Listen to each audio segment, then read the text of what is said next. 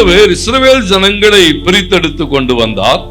பிரித்தெடுத்து கொண்டு வந்த தேவன் அவனோடு கூட சொல்லும்போது சொல்றாரு, பிரித்தெடுக்கப்பட்ட வாழ்க்கை எப்படி இருக்கணுமா?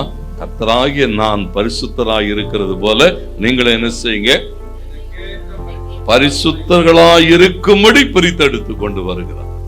அப்போ ஒவ்வொரு நாளும் நம்முடைய வாழ்வில் ஆண்டவர் என்ன எதிர்பார்க்கிறான்னு சொன்னா, ஒரு வேறு பிரிக்கப்பட்ட ஒரு வாழ்க்கை. வெறும் இஸ்ரவேல் ஜனங்களை மாத்திரமல்ல, நீங்க என்னாகுமோ 8:6 சொல்லுகிறது, இஸ்ரவேல் ஜனங்களுக்குள்ளாக இருந்து அவங்களே வேறு பிரிக்கப்பட்ட ஆட்கள் தான், அவர்களே ஆசீர்வாதத்திற்கு அழைக்கப்பட்ட ஆட்கள் தான். ஆனா அவர்களுக்குள்ளாக இருந்து ஆண்டவர் என்ன செய்தாரா, இஸ்ரவேல் ஜனங்கள் நடுவில் இருந்து லேவியரை பிரித்தெடுத்தார். ஏன்னா உனக்கு வேற வேலை, உன்னுடைய வேலை வேறு, உன்னுடைய காரியங்கள் வேறு. ஏன்னு சொன்னா நீ எதற்காக அழைக்கப்பட்டிருக்க. அப்போ நம்முடைய அழைப்பை உணர்ந்து கொள்ள வேண்டும். அடுத்து ஆண்டவர் சொல்றாரு, அவங்களுக்கான வேலைகள், அவருடைய வேலைகள் பல காரியங்கள் பேசப்படுகிறது. 16:9 சொல்லுகிறது, அவர்கள் தேவ சமூகத்தில் நிக்கணும், ஆராதிக்கணும், ஜனங்களை ஆசீர்வதிக்கணும், தேவனுக்கு உண்டானவைகளை செய்ய வேண்டும், எல்லாவற்றுக்குமானவைகள் கர்த்தருக்கு மகிமை உண்டாட்டு. பாருங்க, அந்த லேவியர் கோத்திரங்களிலும் இருந்து ஆண்டவர் என்ன செய்தார்னு சொன்னா, ஆசாரியர்களாய் சிலரை பிரித்து எடுத்தார். நீ போய் அந்த ஆசாரியனுடைய வேலையை செய்ய முடியாதுன்னு சொன்னார். ஆண்டவருக்கு மகிமை உண்டான. நல்லா கவனிங்க, நாம் இன்றைக்கு தேவனாலே ஆசீர்வதிக்கப்பட வேண்டுமானால் தேவன் விரும்புகிறவைகள்.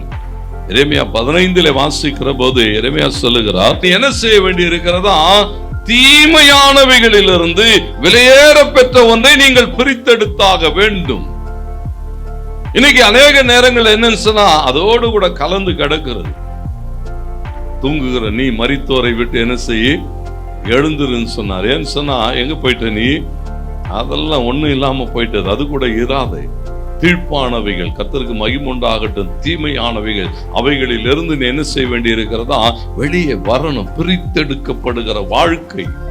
இதையெல்லாம் நாம் செய்கிற போது தேவனால என்ன செய்யப்படுகிறோமோ அந்த அந்த அழைப்பின் நோக்கம். ஆண்டவருக்கு மகிமை உண்டாகட்டும், கர்த்தர் நம்மை ஆசீர்வதிப்பார். ஏன்னா அதை எப்படி பிரித்தெடுப்பது என்று வருகிற போது வேதம் சொல்லுகிறது, எபிரேயர் 4:12 ஆண்டவர் தம்முடைய வார்த்தைகளை கொண்டு, அந்த வசனத்தை கொண்டு, அந்த வசனம் எப்படிப்பட்டதா, இருபுறமும் கருக்குள்ள எந்த பட்டயத்தை பார்க்கிலும் அது கருக்கானது. அது எல்லாத்தையும் என்ன செய்யுமா, ஆத்துமாவையும் ஆவியையும் கணுக்களையும் எலும்புகளையும் பிரிக்கத்தக்கதாக குத்துகிறதாயும். பாருங்க, இதெல்லாம் எல்லாவற்றையும் வேறு பிரிக்கும்.